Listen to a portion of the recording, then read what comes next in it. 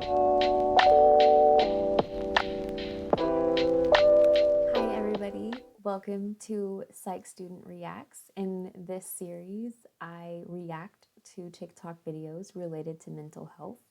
How this works is I search in the TikTok search bar for various topics related to mental health, and I scroll through the top videos and react to them in real time, and I'll even pause and kind of explain and even give my own 2 cents or experience on the topic. Hi, everybody, and welcome to the 8th episode of Psych Student Reacts. I know it is coming through fast, it is coming quick. As always, most people know I do 12-week series. So it's just about time for me to start working on the next series. However, I will be taking a break after this series. I know it's kind of premature to make that announcement, but I just figured it's probably best that everybody knows because I'd hate for people to expect for something to be coming out, right after the conclusion of this one. I would like to give myself a little vacation, a little bit of a break, and kind of actually work on some kind of longer series, not just 12 weeks, probably more like 16, 20, maybe, but we'll get into that even more once I actually start organizing it a little bit better. But anyways, welcome to the 8th episode of Psych Student Reacts, and today we're going through trauma healing. I decided to open up TikTok and I typed in trauma healing into the search bar, and we're just going to kind of scroll through these and see how they go. Yeah, so let's see what happens. Oh yeah, I gotta figure out where I'm at on my screen. Okay, here we go. What is something that people don't know that they should know about trauma? Trauma is not just what happens to you. It's what happens inside of you as a result of what happens to you. We talk about it in terms of something that happened. It was too much, too soon, too fast. The nervous system couldn't regulate it, couldn't process it, couldn't integrate everything it was experiencing at once. And so that energy gets stuck in the body. As I kind of mentioned earlier, is a motto that I live by is we can't heal what we hate. And I've come to that conclusion because in my hatred of the thing that hurt me, or the way that I am as a result of the thing that happened to me, maybe I'm hypervigilant, maybe I'm on guard a lot of times, maybe I'm constantly looking for what's the thing that could go wrong here. I could hate that about myself. Be like, I wouldn't be this way if that hadn't happened, right? But I think in that is an energy of rejection and of saying it's wrong. And we can't heal from that state. We've actually got to bring compassion and love and empathy into it and say, hey, it's actually not wrong that you're this way. It actually makes sense. It's actually right. Actually, your body and your brain is very intelligent. It's trying to keep you alive. And it's actually doing the exact thing it feels like it needs to do to predict something that might happen in your future to keep you alive. Right. So instead of making it wrong, can we actually see that it's useful and it's served a purpose? And it might not be serving you now, but we don't have to hate it. We don't have to judge it. And in so doing that, we soften that part of us that is afraid, really. It softens and it feels a little bit more safe. Okay. That was actually a really long video, long TikTok. Well, not long, but, long enough, to start off this video or this episode. So this really starts the topic of how we should be approaching people's trauma and how we should be able to talk about trauma and how we should see it less as a predictor that you're going to have emotional problems later on. Because there's different, there are different concepts. There are different ways of how you can view trauma. There are different, even psychological domains that kind of explain how trauma develops and how it works exactly. And depending on which domain that you find yourself practicing the most under, you treat trauma in a different way. And they're not bad ways. And there's no one specific best way to understand and process trauma, and especially whenever it comes to healing trauma, because it just all depends on where you are on like your beliefs, how do you view certain areas of your life. So, I mean, understandably, trauma can be traumatic to talk about. Sometimes it's not exactly the easiest thing to do. Sometimes it's not the easiest thing to process or to even just speak about. But if we can change the way that it's viewed, in this sense that, we can use this as a learning tool. We can use the things that we learned during our traumatic experiences as a learning tool to help us become more successful in our relationships and our friendships and our interpersonal communications. I think our traumatic experiences can help us learn from that, especially whenever it comes to learning how to deal with certain people. It's very common at times that you can run into people or certain types of people that may trigger you because they may act or look or behave exactly like somebody that you had conflict with in the past, and that can even resurface. But if you can recognize these patterns, and you can recognize the way that you respond to these patterns, then you should know that you can remember that. You can see that. So you can be able to pause and you can think, okay, how did this work for me last time? How can I do this better this time? So let's go to the next video and see what comes up. About people who they can't control their emotions, they just have these outbursts. They have a lot of trauma they're holding on to. If it doesn't come out that way, it comes out in physical ailments. A lot of people's diseases and physical struggles are through emotional stress that's never been resolved. You know what I'm saying? Stress is the trigger to disease. It's the number one inducer to disease. So people think these emotional things don't matter anymore, and that's why healing is so important. And not just healing from your last hurt, healing from everything you've been hurt from. Super important. Okay, again, this really all just kind of falls into play in how you understand it, because it's the same meaning across all the boards. It's just a different way of explaining it and describing it and understanding it. So and this is there's I'm pretty sure there's fairly fair amounts of evidence that confirm that this is basically what happens. So like if you've dealt with trauma and you never adequately dealt with it, like if you never fully processed it and come to a whole understanding of like what's happened, that you don't have control over, you've accepted that you can't change it, etc., etc. If you haven't done all of that, you're likely going to end up noticing either later on down the line or even in your current relationships or the way that you interact with others, your peers, even random strangers. Like it boils down even to the smallest behaviors like that.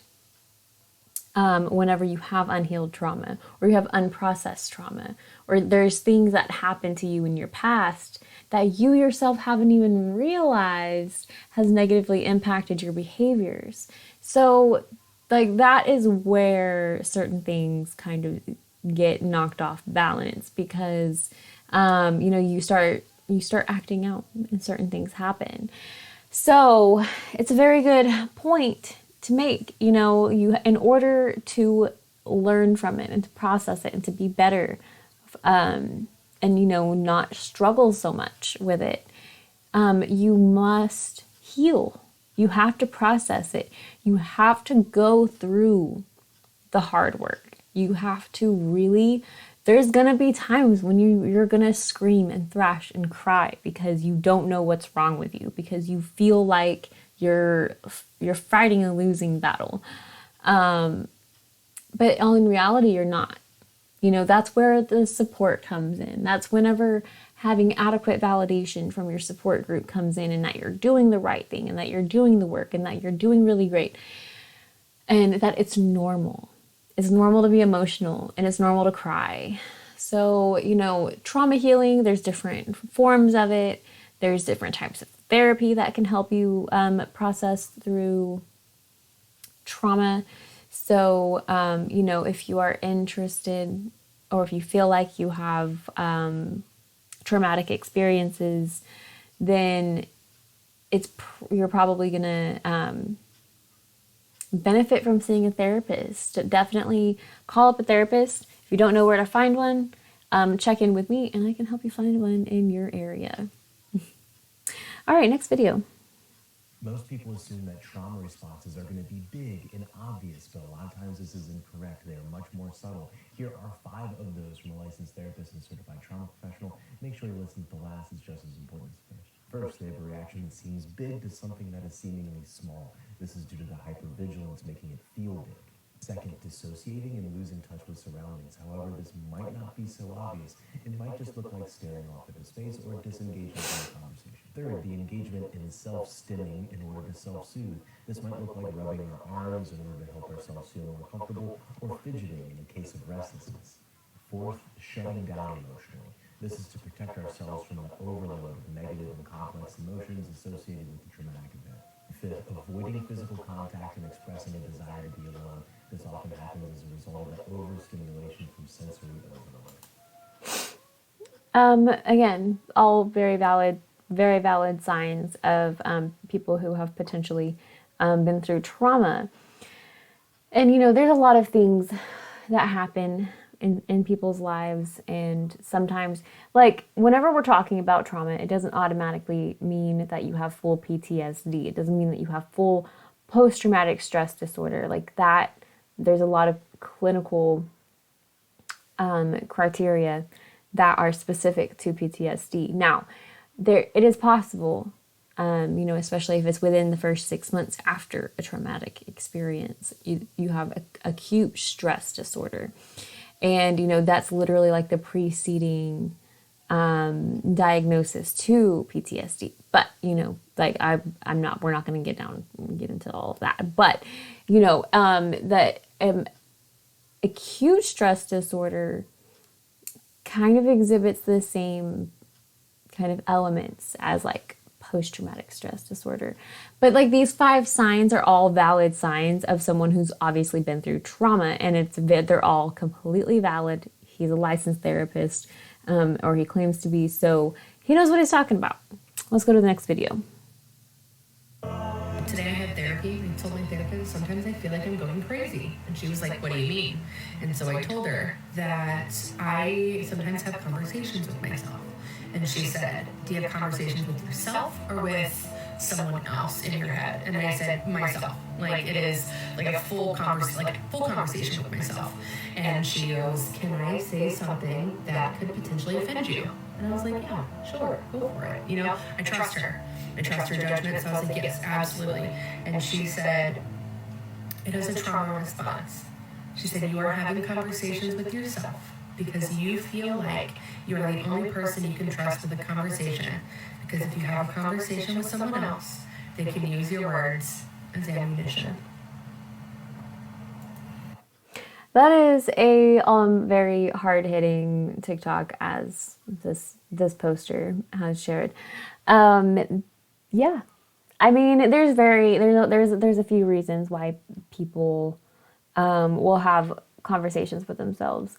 But this one is a very valid one that even I can even personally relate to, just because I can see that it causes, I mean, I've been there, honestly, I've been there feeling like I can't really tell people the things that are actually on my mind, because it's just going to lead to like more conversations down the road and more questions. And then I get defensive because I felt like I have to defend my emotions. Like that's how I grew up. I grew up having to defend having emotion. And, you know, and then you end up kind of growing up into the adult world feeling like you have to defend your emotion. And in some cases you do, but that's beside the point. This is true. But like I said, there's a lot of reasons why somebody might not or might have conversations with themselves. Next video. For the record, shit, throwing in the towel takes some effort. So I'd rather ride it out for better weather. Together between rock. So yeah, I mean, again, I don't know. I kind of feel called out a little bit, like older sibling problems, or oldest sibling problem. So like, you know, I wasn't an only child for a long time, but I was an only child up until I was about almost 6. And there was just, childhood was weird for me. And like, I know it was weird for a lot of people, but childhood is just crazy sometimes. And yeah, I used to self-isolate. I still do self-isolate when I'm overwhelmed, but not so much. Like my husband is always here, or he's always there for me. So I don't really feel like I have to struggle that much with that anymore. But yeah. Creates coping mechanisms. I love him, by the And way. one of the This ways is that we Gabor cope Mate. I love him. When children are traumatized, one of the ways they cope with it is to soothe themselves, and then that's where addictions come in. But another way to cope would be is if you get the message that you're not good enough, that you are not worthy enough, then you might spend the rest of your life trying to prove that you are. And how do you do that? By being very nice to everybody. By never saying how you feel, because they might not like how you feel. By never expressing healthy anger when somebody's crossing your boundaries. By working too hard to prove that you're worthwhile. That's why I was a workaholic doctor, because I got the message as an infant, as a Jewish infant under the Nazis in the Second World War. I got the message that the world didn't want me, I wasn't good enough. Well, then you spend the rest of your life compensating by taking on too much, and you're stressing yourself. And those stresses have an impact on your physiology. They have an impact on your immune system. They have an impact on your cardiovascular system, on your heart, on your nervous system. They can cause disease. So most diseases that most of my colleagues, the physicians, think they're just random arbitrary diseases. They're not random or arbitrary at all. They're the result of life-strong stresses that result from a child's attempt to compensate. Creates. So like I had the pleasure of watching him speak at what was it? I'm trying to remember if it was a trauma conference or if it was a self-care conference. No. It was a conference of some sort, somewhere along those lines. And you know, he had some really, really interesting kind of like explanations for things, and obviously they made sense. They made sense, and I really enjoy hearing like the way that he describes a lot of like how these processes work, and like how these things from your childhood ended up affecting you throughout your whole entire lifespan, and it makes so much sense. Because like I feel like I've lived through certain factors throughout like growing up, especially in early childhood, middle childhood, and late childhood. There were a lot of different experiences, a lot of different things that I can remember happening, and how they could have affected me. And especially the more that I had studied psychology the more that I had really immersed myself in the topic and in the subject, the more that I completely believe in the depths of my life that everything that happens to you as throughout all of life, well, will affect you. Everything. Literally, I mean, whether it's negatively or positively or not, everything is going to affect you. And another thing that I learned and that I've come to understand is how trauma does affect your physiology. I'm proof of that, because I struggled with autoimmune disorders for the longest time. I struggled finding a diagnosis, getting a diagnosis, and receiving adequate treatment for that, and learning more holistic connections and how they have those holistic explanations of things genuinely helped me improve my life so much better than just focusing on like the medical aspect of it. And it just made a lot more sense. Whenever you start learning how to more adequately manage stress, whenever you start learning how to adequately manage your life and aspects of your life, your habits, your routines, things get better. Life feels better. Yes, you still might struggle every now and then with certain ailments because of the way that your body has physiologically changed.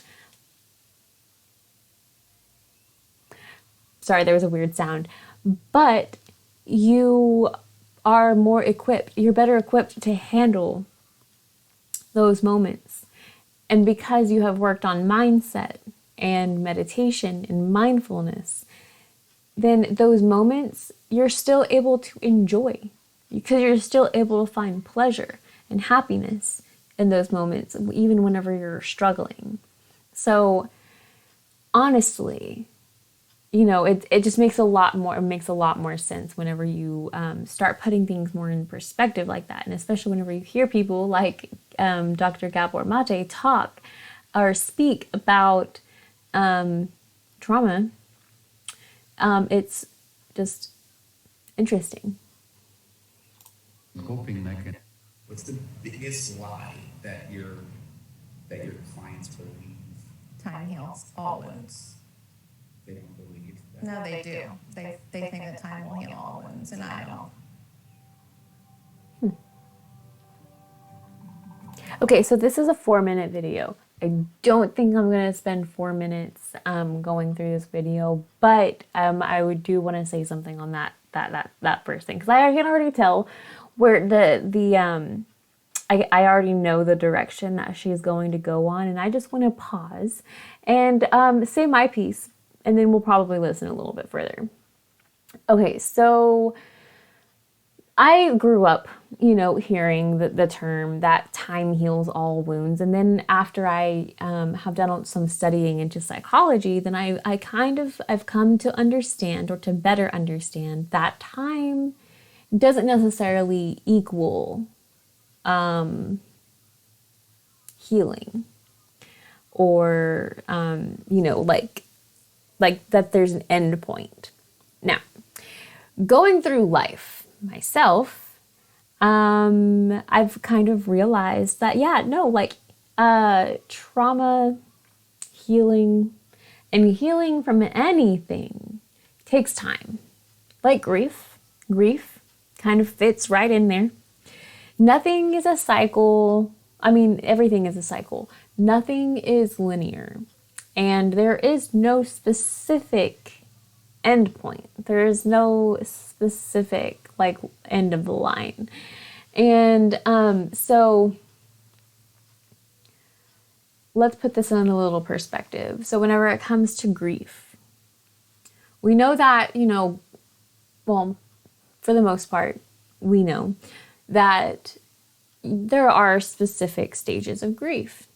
But sometimes, it's not, like I said, it's not linear. It doesn't just go, okay, step 1, step 2, then step 3, step 4, so on. It's not like that. Sometimes you start with step 3 And sometimes you fall back into step 2. Sometimes you're at step 5. And sometimes you're back at step 1. So, it's more like a web, I guess. It's not even really a cycle, because a cycle implies a more, an organized rotational schedule, but, obviously it's not really that. It's even more like a web. Sometimes you're in one spot, the next day you're in another spot, and it really just depends. And then as time moves forward, I feel like things become more organized. Do I still believe that there's an end point? No.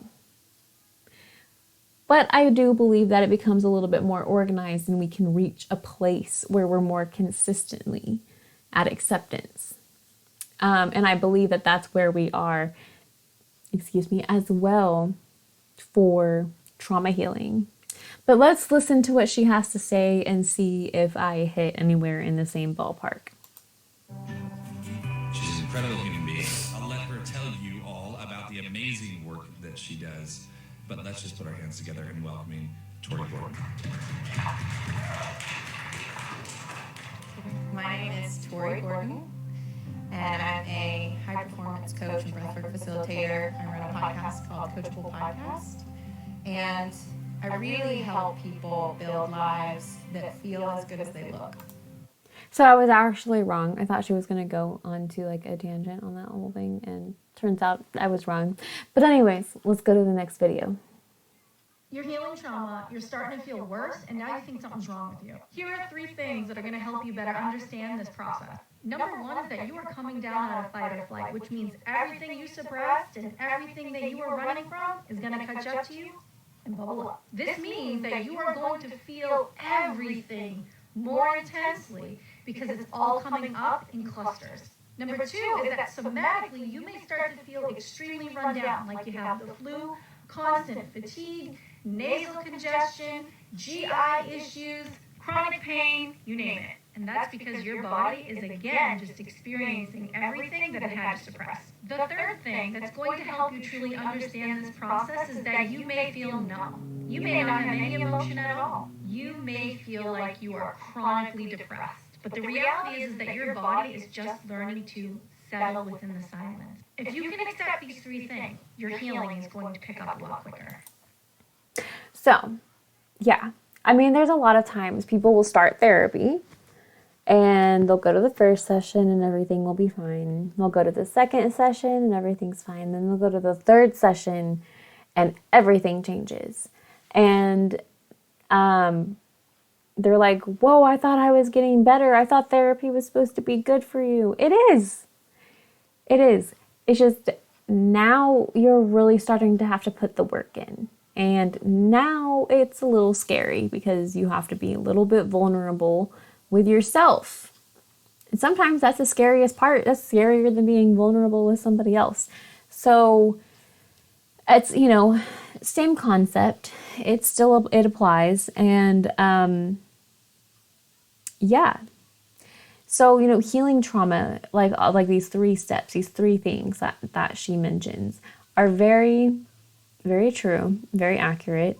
Especially whenever, you're really you're finally finding that stability again. And then, you start feeling like, I thought that things were supposed to get better.